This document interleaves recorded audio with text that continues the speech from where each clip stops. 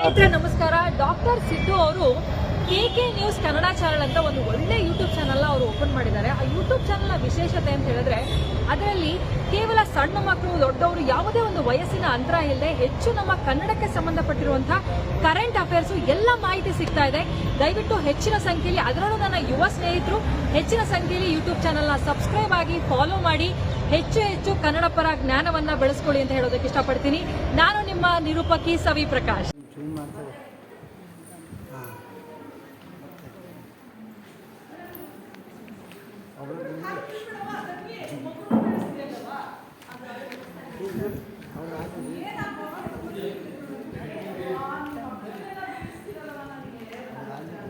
ಅವ್ರಲ್ಲಿಂದ್ರಿ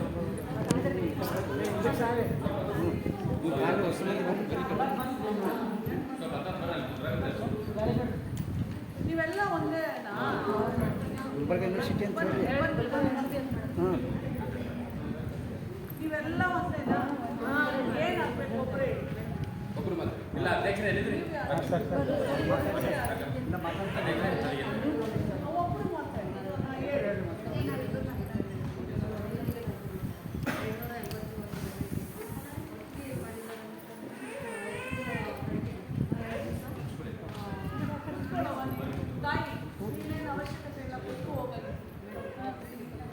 ಕೂಡ್ರಿ, ಒಬ್ಬೊಬ್ಬರು ಕೇಳಕ್ರೆ ಎಲ್ಲರೂ ಕೂಡ್ರಿ, ಕೂಡ್ರಿ ಬಂದಾರ ನಿಮ್ಗೆ ಭೇಟಿ ಅದಕ್ಕೆ ಬಂದಾರಲ್ಲ ಬರ್ರಿ ಅವ್ರಿಗೆ ಗುಲಾಬ್ ಬಿಡ್ರಿ ಜರ.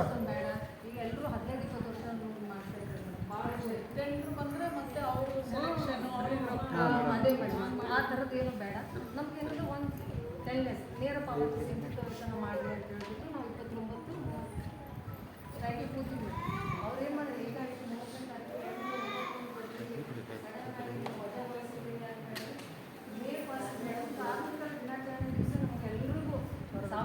ಎಲ್ಲ ಮತ್ತೆ ವಾಪಸ್ ತೊಗೊಳ್ತೀನಿ ಅಂತ ಹೇಳಿದ್ದಾರೆ. ಮತ್ತು ತೊಗೊಂಡ್ಮೇಲೆ 7ನೇ ತಾರೀಕು ಆ್ಯಕ್ಚುಲಿ ಏನಿದೆ ಅಂದರೆ ಅಟ್ಲೀಸ್ಟ್ 3 ತಿಂಗಳವರೆಗೂ ಸರ್ಕಾರ ಈವನ್ ಈ ಏಜೆನ್ಸಿಯವ್ರಿಗೆ ಲೇಟ್ ಹಾಕಿ ಕೊಟ್ರೂ ಅವರು ಲೇಟ್ ಮಾಡಬಾರ್ದು, ಅವ್ರು ಹಾಕಲೇಬೇಕು. ವಿತ್ ESI PF ಎಲ್ಲ ಸೇರಿಸಿ ಆ ಡೇಟ್ಗೆ ಹಾಕಲೇಬೇಕು. ಹಂಗಂತಲೇ ಅವ್ರದ್ದು ಸೈನ್ ಆಗಿರುತ್ತೆ, MOU ಸೈನ್ ಆಗಿರುತ್ತೆ. ಮೇಡಮ್ ಅವ್ರು 5 ತಿಂಗಳು ಅಡ್ವಾನ್ಸ್ ಪೇಮೆಂಟ್ ಮಾಡಿರ್ತಾರೆ. ಇವ್ರು ಹಂಗೆ ಮಾಡೋಂಗೇ ಇಲ್ಲ. ಇವ್ರು ಕೊಟ್ಟ ಮೇಲೇ ಇವ್ರು ರಿಲೀಸ್ ಮಾಡಬೇಕು. ಇದೆಲ್ಲನೂ 7ನೇ ತಾರೀಕು ಒಳಗೆ ಕೊಡೋದು, 3 4 ತಿಂಗಳು 5 ತಿಂಗಳು ಇಟ್ಕೊಳ್ಳೋಕೆ ಚಾನ್ಸೇ ಇಲ್ಲ ಯಾರಾದರೂ ಆಗಲಿ. ಆ ಥರ ಏನೇ ಮಾಡಿದ್ದೇ ಆಗಲಿ ಅವರಿಗೆ ಇವ್ರು ಪಾವತಿಸಿದ್ರೆ ಇವ್ರ ಮೇಲೂ ಕ್ರಮ ಆಗುತ್ತೆ. ಹಂಗೆ ಮಾಡಿಕೊಡೋದು. ಯಾಕಂದರೆ ದುಡಿಯೋ ವರ್ಗ 15,000ದಲ್ಲಿ ಜೀವನ ನಡೆಸ್ತಾ ಇರ್ತಾರೆ. ಸೊ ಇದನ್ನೆಲ್ಲ ಖಂಡಿತವಾಗ್ಲೂ ನಾನು ಆಯುಕ್ತರಿಗೆ, ನಮ್ಮ ವೈಸ್ ಚಾನ್ಸಲರ್ಗೆ ಬರೆದು ಮತ್ತು ಹೈಯರ್ ಎಜುಕೇಷನ್ ಆಯುಕ್ತರಿಗೂ ಸಹ ನಾನು ಪತ್ರವನ್ನು ಬರೀತೇನೆ. 2ನೇದೇನೆಂದರೆ ಈ ನಿಮ್ದು ಏನಿದೆ ನೇರ ನೇಮಕಾತಿ ಅದೆಲ್ಲ ಸರ್ಕಾರದ ಮಟ್ಟದಲ್ಲಿ ಆಗಬೇಕಾಗಿರುವಂಥ ಒಂದು ಕ್ರಮ. ಅದಕ್ಕೂ ನಾನು ಅದು ಆ್ಯಕ್ಚುಲಿ ಈಗ ಇದು ನಿಮ್ಮದೇ ಅಲ್ಲ, ಇಡೀ ಕರ್ನಾಟಕದಾದ್ಯಂತ ಯಾರ್ಯಾರು ಗುತ್ತಿಗೆ ಆಧಾರದ ಮೇಲೆ ಕೆಲಸ ಮಾಡ್ತಾ ಇದ್ದಾರೆ ಎಲ್ಲರಿಗೂ ಇದೇ ಪ್ರಾಬ್ಲಮ್ಮು. 1 ವರ್ಷ ಗುತ್ತಿಗೆ ಆಧಾರದ ಹೋಯ್ತು ಅಂತಂದರೆ ಇನ್ನೊಬ್ಬ ಏಜೆನ್ಸಿ ಬರ್ತಾನಲ್ಲ ಅವನು 3 ತಿಂಗಳು ಸಂಬಳ ಇಸ್ಕೊಂತಾನೆ. ಅದು ಹೋಗಲಿ, ನಾನು ಎಷ್ಟು ಎಂತೆಂತ ನೋಡ್ಬಿಟ್ಟಿದ್ದೀನಿ ಅಂದರೆ 15,000 ಸಂಬಳ ಹಾಕಿಸ್ಬಿಟ್ಟು 10,000 ಎತ್ಕೊಂಡು ಅವನಿಗೆ ವಾಪಸ್ ಕೊಡಬೇಕು. ಇಂಥ ಒಂದು ದುಸ್ಥಿತಿಯಲ್ಲೂ ನಮ್ಮ ಮಕ್ಕಳು ಕೆಲಸ ಮಾಡ್ತಾ ಇದ್ದಾವೆ ರಾಜ್ಯಾದ್ಯಂತ. ಇದೆಲ್ಲ ನೋಡ್ಬಿಟ್ಟೆ ಇವಾಗ DC ಅವ್ರಿಗೆ ಅದೇನಾಯಿತು ಅಂತ ಗೊತ್ತಾಗಲಿಲ್ಲ. DC ಅವ್ರಿಗೇನೆ ಅವರೇ ನೇರ ನೇಮಕಾತಿ ಮಾಡ್ಕೊಳ್ಬೋದು ಅಂತ ಏನೋ ಎಲ್ಲ ನಡೀತಾ ಇತ್ತು. ಈಗ ಅದೇನಾಗಿದೆ, ಆ ಪ್ರಸ್ತಾವನೆ ಏನಾಗಿದೆ ನನಗೆ ಗೊತ್ತಿಲ್ಲ. ಬಟ್ ಖಂಡಿತವಾಗ್ಲೂ ಸರ್ಕಾರದ ಮಟ್ಟದಲ್ಲಿ ಇದನ್ನು ತೊಗೊಂಡ್ಬರ್ತೀನಿ. ಆಮೇಲೆ ಇದು ಹೈಯರ್ ಎಜುಕೇಷನ್ ಆಯುಕ್ತರಿಗೂ ನಾನು ಬರಿತೀನಿ. ಮತ್ತು ನಾನು VC ಅವ್ರಿಗೆ ಹೇಳಿದ್ದೀನಿ ತೊಗೊಳ್ಬೇಕು, ಆ ಥರ ಮಾಡೋಕ್ಕಾಗೋದಿಲ್ಲ ಅಂತ ಹೇಳಿ. ಗೊತ್ತಾಯ್ತಪ್ಪ, ಹೇಳಿದ್ರಲ್ಲ. ಸುತ್ತಲೇ ವರ್ಷದ ಮುಖಾಂತರ ನಮ್ಗೆ 281 ಕೆಲಸ ಸುತ್ತಲೇ ಮುಖಾಂತರ ಸರ್ಕ್ಯುಲರ್ ಮಾಡಿದ್ರೆ 1 ನಿಮಿಷದ ಕೆಲಸ ಅಲ್ಲ ಮೇಡಮ್. ಅದು ಹೇಳಿದ್ನಲ್ಲ ನಾನು ನಿಮ್ಮ ಮುಂದೆನೇ ಹೇಳಿದ್ನಲ್ಲ, ತಗೊಳ್ತೀನಿ ಅಂತ ಹೇಳಿದ್ರಲ್ಲ. ಅಲ್ಲ, ತಗೊಳ್ತೀನಿ ಅಂತ ಹೇಳಿದ್ದಾರೆ. ಮಿಕ್ಕಿದೇನು ನೇರ ನೇಮಕಾತಿ ಅದೆಲ್ಲ ಸರ್ಕಾರದ ಮಟ್ಟದಲ್ಲಿ ಆಗಬೇಕು. ಇದನ್ನಂತೂ ಖಂಡಿತವಾಗ್ಲೂ ನಾನು ಅವರಿಗೆ ಕೇಳ್ಬಿಟ್ಟು ಮತ್ತೆ ನಾನು ರಿಪೋರ್ಟು ಮಾಡೋಕ್ಕೆ ಹೇಳಿದ್ದೀನಿ. ಯಾಕಂದರೆ ಪಟ್ನೆ ತೆಗೆದಾಕ್ಬಿಟ್ರೆ 20 ವರ್ಷ ಕೆಲಸ ಮಾಡಿದವ್ರು ಎಲ್ಲೋಗ್ಬೇಕು. ಆಮೇಲೆ ಅವರು ಲಕ್ಷಾಂತರ ರೂಪಾಯಿ ತೊಗೊಂಡು ಮೇಲೆ ಕೂತಿರೋರು, ನಾವು 15,000 ರೂಪಾಯಿ ತೊಗೊಂಡು ನಮ್ಮ ಬದುಕನ್ನ ಕಟ್ಟೋರು, ನಮ್ಮ ಜೀವನವನ್ನು ನಡೆಸೋರು, ನಮ್ಮ ಮಕ್ಕಳನ್ನ ಸಾಕೋರು, ಶಾಲೆ ಕಾಲೇಜ್ಗಳಿಗೆ ಫೀಸ್ ಕಟ್ಟೋರು, ಬಾಡಿಗೆಗೆ ದುಡ್ಡು ಕಟ್ಟೋರು, ನಾವು 15,000 ತೊಗೊಂಡು ಜೀವನ ನಡೆಸೋರು, ನೀವು ಪಟ್ನೆ ತೆಗೆದಾಕ್ಬಿಟ್ರೆ 20 ವರ್ಷದಿಂದ ಕೆಲಸ ಮಾಡೋರಿಗೆ ಅದು ನಮಗೆ ಅದೇನಾದರೂ ಇರಲಿ ಅಮಿಕೇಬಲಿ ಸಾಲ್ವ್ ಮಾಡಿಬಿಟ್ಟು ನಾನು ಮಾಡ್ತೀನಿ ಅಂತ VC ಅವ್ರು ಹೇಳಿದ್ದಾರೆ.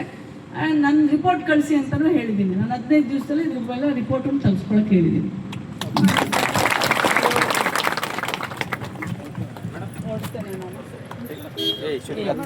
Thank you so much.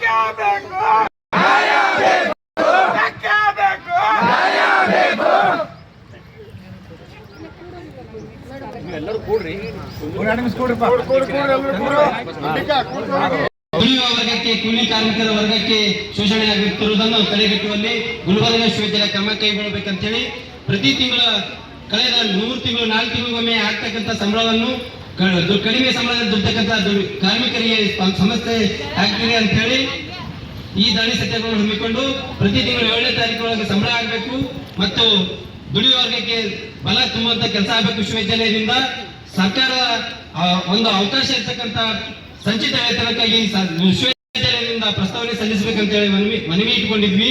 ಮತ್ತ ಈ ಧರಣಿ ಉದ್ದೇಶ ಏನಂದ್ರೆ 4 ತಿಂಗಳಿಗೊಮ್ಮೆ 5 ತಿಂಗಳಿಗೊಮ್ಮೆ ಸಂಬಳ ಆಗ್ತಾ ಇರೋದ್ರಿಂದ ಕುಟುಂಬ ನಿರ್ವಹಣೆ ಸಮಸ್ಯೆ ಆಗ್ತಾ ಇದೆ.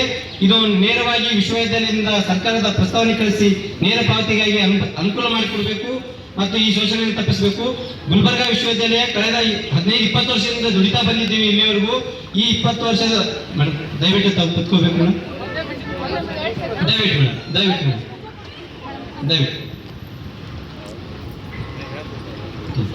ಸರಿ. ಈ ವಿಶ್ವವಿದ್ಯಾಲಯದಲ್ಲಿ 281 ಸಿಬ್ಬಂದಿಗಳು ಕಾರ್ಯನಿರ್ವಹಿಸ್ತಾ ಇದ್ದಾರೆ ಮೇಡಮ್. ಕಳೆದ 15-20-25 ವರ್ಷದಿಂದ ದುಡಿತಕ್ಕಂಥ ವರ್ಗದಲ್ಲಿ ಕೆಲ 300 ರೂಪಾಯಿ ಇರುವ ಸಂಬಳದಿಂದ ಇಲ್ಲಿವರೆಗೂ ದುಡಿತಾ ಬಂದಿದ್ದೀವಿ. ಈ ಒಂದು ಧರಣಿ ಸತ್ಯಾಗ್ರಹ ಮೂಲ ಉದ್ದೇಶ ಇರೋದು 3 ಮೇಡಮ್. ನೇರ ಪಾವತಿಗೆ ಸರ್ಕಾರಕ್ಕೆ ಪ್ರಸ್ತಾವನೆ ಕಳಿಸುವಂತದ್ದು, ಪ್ರತಿ ತಿಂಗಳು 7ನೇ ತಾರೀಕು ಸಂಬಳ ಆಗುವಂತ ಕೆಲಸ ಆಗಬೇಕು ಮತ್ತು ಗುತ್ತಿಗೆದಾರರಿಂದ ಆಗ್ತಿರ್ತಂತ ಶೋಷಣೆಯನ್ನು ತಪ್ಪಿಸುವಂತ ಕೆಲಸ ಆಗ್ಬೇಕು ಅನ್ನೋಂಥದ್ದು ಈ ಒಂದು ನಿಟ್ಟಿನಲ್ಲಿ ಧರಣಿ ಸತ್ಯಾಗ್ರಹ ಹಮ್ಮಿಕೊಂಡಿದ್ವಿ. ಆದರೆ ಈ ಧರಣಿ ಸತ್ಯಾಗ್ರಹವನ್ನು ಹತ್ತಿಕ್ಕುವುದು ಒಂದು ಸಂಚಲನ ಮಾಡಿ ಗುಲ್ಬರ್ಗ ವಿಶ್ವವಿದ್ಯಾಲಯದ ಕುಲಸಚಿವರು ಕಳೆದ ಏಪ್ರಿಲ್ 29ರ ತಾರೀಕಿನಿಂದ ನಾವು ಧರಣಿ ಬಿಟ್ಟಿದ್ವಿ. 30ನೇ ತಾರೀಕು ಅವರು ಒಂದು ಸುತ್ತೋಲೆಯನ್ನು ಹೊರಡಿಸುವುದರ ಮುಖಾಂತರ ಕಾರ್ಮಿಕ ವರ್ಗಕ್ಕೆ ಕಾರ್ಮಿಕ ದಿನಾಚರಣೆ ಎಂದು 281 ಜನ ಕುಟುಂಬದ ಬೀದಿ ತಳ್ಳುವಂತ ಕೆಲಸ ಆಗಿದೆ. ಆ ದಿನ 30ನೇ ತಾರೀಕು 1ನೇ ತಾರೀಕಿಂದ 281 ಜನ ಸಿಬ್ಬಂದಿಗಳು ಕೆಲಸಕ್ಕೆ ಹಾಜರಾಗಬಾರ್ದಂತ ಸುತ್ತೋಲೆ ಹೊರಡಿಸಿ ಬೀದಿ ತಳ್ಳುವಂತ ಕೆಲಸ ಆಗಿದೆ ಮೇಡಮ್. ಪರವಾಗಿ ತಾವು ಧ್ವನಿ ಎತ್ತಬೇಕಾಗಿ ತಮ್ಮಲ್ಲಿ ಕಳಕಳಿಯ ಮನವಿ ಮಾಡಿಕೊಳ್ತೇವೆ. ಎಲ್ಲ ತಾಯಿಗಳು ಬಂದು ತಿಳಿಸಿದ್ದಾರೆ. ನಾನು VC ಅವ್ರ ಹತ್ರನೂ ಮಾತಾಡಿದ್ದೀನಿ. ಅವರನ್ನೆಲ್ಲ ಮತ್ತೆ ವಾಪಸ್ ತಗೊಳ್ತೀನಿ ಅಂತ ಹೇಳಿದ್ದಾರೆ. ಮತ್ತೆ ತಗೊಂಡ್ಮೇಲೆ